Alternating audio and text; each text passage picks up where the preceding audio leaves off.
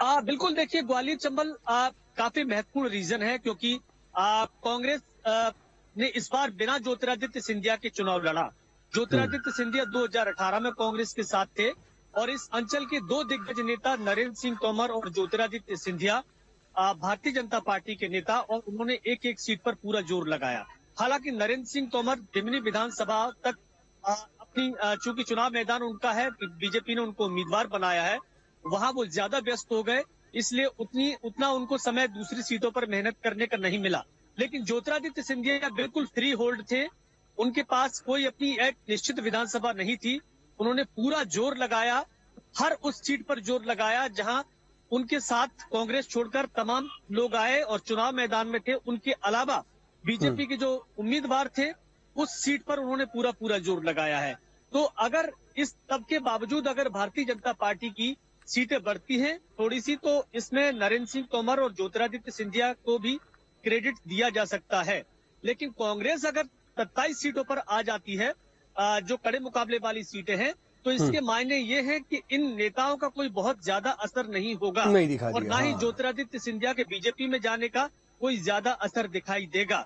जहां तक भारतीय जनता पार्टी लगातार नहीं, लेकिन विनोद, चुनाव से पहले जो सर्वे आ रहे थे वो तो यही इशारा कर रहे थे कि सबसे ज्यादा नुकसान अगर कहीं हो रहा है बीजेपी को तो ये इसी अंचल से हो रहा है, और ज्योतिरादित्य सिंधिया के बीजेपी में जाने का बहुत ज्यादा फायदा दिख नहीं रहा है। क्या हम ये उम्मीद कर रहे हैं कि एग्जिट पोल में भी कुछ ऐसा ही रुझान आएंगे या बदल सकता है? बिल्कुल देखिए, जो एग्जिट पोल है वो सारी चीजें हम ग्राउंड पर काम कर रहे हैं, लोगों से लगातार संपर्क में है, पक्ष विपक्ष के जो प्रत्याशी हैं उनसे भी बातें हुई हैं, आम लोगों से भी बातें हुई हैं। तो तमाम ऐसी सीटें हैं जो कड़े मुकाबले में फंसी हुई हैं, और इस बार हमने ये देखा है कि जो वोटर है वो बहुत साइलेंट रहा है, उसने ज्यादा कुछ खुल के नहीं बताया है, केवल योजनाओं के बल। ठीक है विनोद, मैं आऊंगा क्योंकि हमारे साथ देखिए और भी हमारे सहयोगी जुड़ चुके हैं, उनके पास भी चलेंगे। लेकिन इस बीच देखिए छत्तीसगढ़ के बाद अब मध्य प्रदेश में क्या प्रोजेक्शन है, मध्य प्रदेश में सियासी ऊंट किस करवट बैठ रहा है, और मध्य प्रदेश में अलग अलग सर्वेज किस ओर इशारा कर रहे हैं, वो एक तस्वीर सामने रख रहे हैं दर्शकों की, और इसको समझना देखना सबसे ज्यादा जरूरी। मध्य प्रदेश पर सबसे ज्यादा निगाहें सबकी टिकी हुई हैं, और यहां पर देखिए आज तक एक्सिस माई इंडिया जो प्रोजेक्शन दे रहा है वो 106 से 116 सीटें बीजेपी को और 111 से 121 सीटें कांग्रेस को, और 1 से 6 सीटें अन्य के खाते में। कुल मिलाकर के कांग्रेस को एज है इस सर्वे में, लेकिन बीजेपी सरकार बनाने की स्थिति में दिख रही है सबसे मैक्सिमम प्रोजेक्शन में। जी का जो सर्वे है, जी के सर्वे में 118 से 130 सीटें बीजेपी को मिल रही हैं, और 97 से 107 सीटों पर संतोष कांग्रेस को करना पड़ सकता है।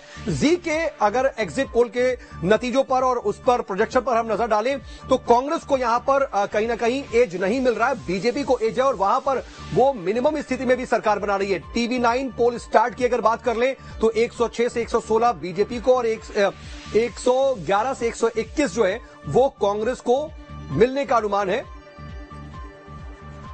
और उसके अलावा 0 से 6 जो है वो अन्य के खाते में जा सकती हैं। वहीं इंडिया और टीवी सीएनएक्स की सर्वे की बात कर ले तो 116 बीजेपी को मिलती हुई नजर आ रही है, और 111 कांग्रेस के खाते में, और 0 से 3 अन्य के खाते में। तो इंडिया टीवी और सीएनएक्स भी बीजेपी को एज दिखा रहा है अपने सर्वे में। इसके अलावा अगर हम रिपब्लिक और मर्टाइज की सर्वे की और वहां के प्रोजेक्शन की बात कर ले तो 118 से 130 बीजेपी को मिल रहे हैं, और 97 से 107 कांग्रेस को। तो यहां पर स्थिति यह है कि चाहे वो जी का सर्वे हो या फिर इंडिया टीवी का या रिपब्लिक का, इन तीनों ही सर्वे में बीजेपी को एज, और इंडिया टीवी सीएनएक्स में भी बीजेपी को ही एज दिख रहा है। बीजेपी यहां पर अच्छी पोजीशन में दिख रही है, और इन सभी में सरकार बनाने की स्थिति में भी दिख रही है। लेकिन आज तक एक्सिस माई इंडिया जो बता रहा है उसके मुताबिक 111 से 121 कांग्रेस को मिलती हुई नजर आ रही है। यहां पर कांग्रेस को एज मिलती दिखाई दे रही है। तो ये मध्य प्रदेश की स्थिति और अलग अलग सर्वेज में क्या प्रोजेक्शंस है वो हम आपको दिखा रहे हैं। अब जरा छत्तीसगढ़ में भी क्या स्थिति बन रही है वो आपको एक नजर में दिखा देते हैं, और ये आपके सामने वो आंकड़े अलग अलग सर्वेज के। आज तक एक्सिस माई इंडिया की अगर हम बात कर ले तो यहां पर 36 से 46 बीजेपी को और 40 से 50 कांग्रेस को मिलती हुई नजर आ रही है, और अन्य के खाते में भी कुछ सीटें जा रही हैं। तो यहां पर कांग्रेस को एज, रिपब्लिक मार्टाइज को भी 34 से 42 सीटें, बीजेपी को और 44 से 52, कांग्रेस को 0 से 2 अदर्स के, और एबीपी सी वोटर में भी 36 से 48 बीजेपी को, 41 से 53 कांग्रेस को और 0 से 4 अदर्स को। तो कुल मिलाकर के अगर हम इन्हीं तीनों को हम देखें तो सभी सर्वेज में कांग्रेस को एज मिल रही है, कांग्रेस बेहतर करती हुई नजर आ रही है। लेकिन उसके अलावा जन की बात क्या कह रहा है? जन की बात में 34 से 45 बीजेपी को मिलती नजर आ रही है और 42 से 53, यानी इसमें भी कांग्रेस को एज और कांग्रेस आसानी से सरकार बनाने की पोजीशन में दिख रही है। वहीं जी 36 से 46 बीजेपी को दे रहा है और 40 से 50 सीटें कांग्रेस को मिलने का अनुमान इसके तहत, और 0 से 4 अदर्स। तो अगर हम छत्तीसगढ़ की स्थिति कर लें तो तकरीबन सभी सर्वेज ये अनुमान लगा रहे हैं कि कांग्रेस मजबूत स्थिति में है और ज्यादातर स्थिति ये दिख रही है कि कांग्रेस आसानी से सरकार बनाने की पोजीशन में है। लेकिन बीजेपी के लिए बेहतर बात यह है कि 2018 से बहुत बेहतर प्रदर्शन करती हुई बीजेपी दिखाई दे रही है।